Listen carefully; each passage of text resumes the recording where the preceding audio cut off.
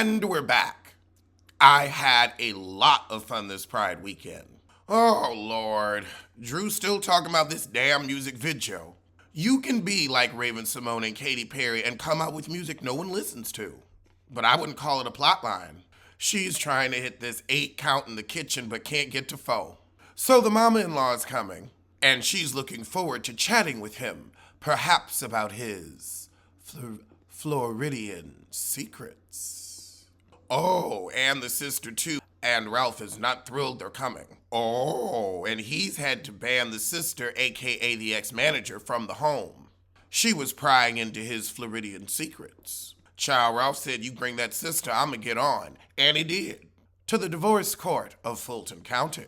Over with Sheree, she's trying to step up her Sheen collections. She claims she's a filly of fashion, but she's truly a diva of debt. I mean, you broke the internet, it's got full free press and promomo, and the money's still a no-no.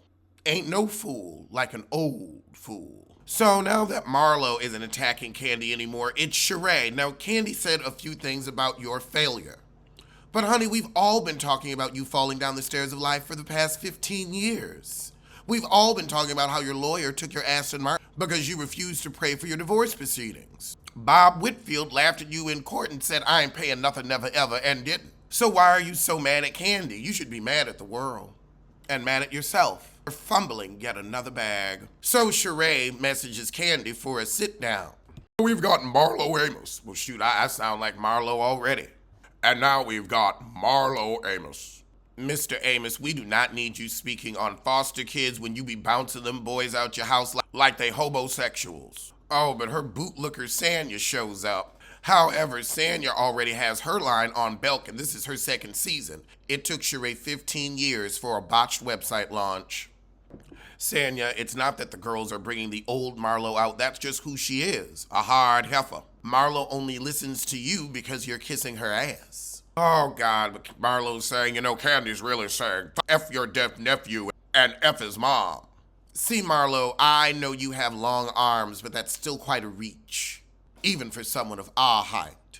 I don't know if I'm believing this Marlo's got a man story, but I will say seeing Marlo with the man is more convincing than seeing Rob with Juan, or Kenya with Mark. Meanwhile, across town, we have Sheree and Candy sit down. So Sheree asked Candy, I thought we were good, but you talking about me on your show every chance you get.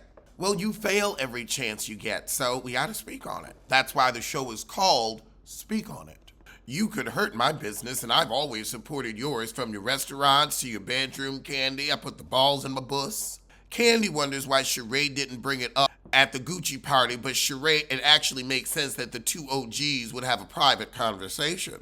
Sheree trying to step herself up. I can't believe it. Sheree said, did you buy anything yet? Candy said, I don't even think it was on sale, so I can't order what isn't available to press order. You couldn't shop with your shit. Sheree, we don't care about your lies about the website. You're a bad liar. You're an embarrassing liar, but this wig is great. Oh, God. So Candy says, well, it seems like you're just trying to blame everything that came out about this faux fashion line on me. But Sheree says, well, what about your bad restaurant reviews and failed health codes? They do say your food is dry. Sheree said, I bought things at your store. You could only wash them once, but at least you could get them. Sheree said, I used to own a store too. Candy said, yeah, I used to. Sheree is a used to and a has been, but is also a never was. It's really amazing. So Candy was trying to set up Sheree with a She Buys Sheen. See, I would never even argue with a friend who's always trying to put food in my mouth. And I bet you if you had gone with Candy's deal, it probably would have been better. Candy said, I don't even know why we arguing. We talking about your store that was closed 15 years ago? I mean, why do you always need to bring up a flop, Sheree?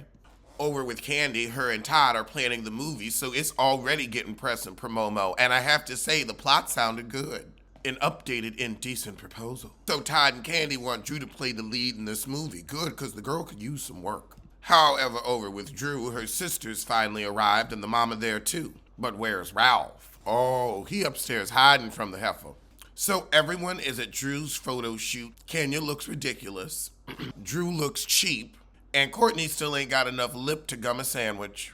You know, saying you got a darn good point. Drew, you don't need to be on nobody's roller skates. You always breaking one of them ankles. Everybody's shading Drew for this little roller rake scene, and it is budget blow, but she's a budget singer. However, Ralph and Allison are speaking. Child, so they hug, Ralph crying, the mama crying, Drew crying. But I think a budget music video fits Drew and her music. Over with Marlo Amos. Marlo calls Drew on their way to the date. So Drew wants an apology from the last time they ran into each other. Drew wants to know where all that energy came from. And Marlo said, okay, you know what? I apologize. Marlo is all, I accept that. I received that. I'm sorry for going off on you backstage. But then Drew decides to turn the knife a little more and say, well, hold on. I don't even like how you're showing up as a friend. And Marlo just hangs up the phone because she has no time for the phoney. Oh my goodness, this cannot be Marlo's man. She goes for coots, not convicts. So we pull up to the strip mall. This is giving very Kenya Moore boyfriend rental. He owns a restaurant. I don't know. It's giving me Penelope Thomas. Oh God, he got 3 kids, a 15, a 2, and a 1. Run. They're having a very nice dinner, but we see their strongest bond is over their felonies. Marlo Amos is on this date telling him, you make me feel like a natural woman. Well, that was the shit, so I'm gonna see you soon for something. Oh, next episode we gonna see Kenya's man. Oh, and Grand Drag Zolciak will be back too. We gotta talk about the you. We gotta talk about the unit, We gotta address what the hell's on your head. Say it again. We got to address what the hell is on your head. One more time. What the fuck is that? Is it a welcome mat? Is that a dead cat? We gotta talk about the unit. Yeah. It looks like a pump, but it feels like a sneaker. It looks like a pump, but it feels like a sneaker. It looks like a pump, show bump. It looks like a pump, show bump. It looks like a pump, but it feels like a sneaker. It's been in my head for years. I figured I'd do something with it today. I had a few moments. From the streets of New York all the way out to Vegas, it doesn't matter if you're rich or if you're famous, because you can't get someone pregnant in the anus. No, you can't get someone pregnant in the anus. Yeah. Backpedal and pussy pop. Backpedal and pussy pop. I want you to beat my ass. Beat my ass. I want you to beat my ass. I want you to put fist to the face. Fist to the face. I want you to whoop. I want you to kick. I want you to beat my ass. I want you to beat my ass. I want you to beat my ass. I want you to beat my ass. I want you to beat my ass.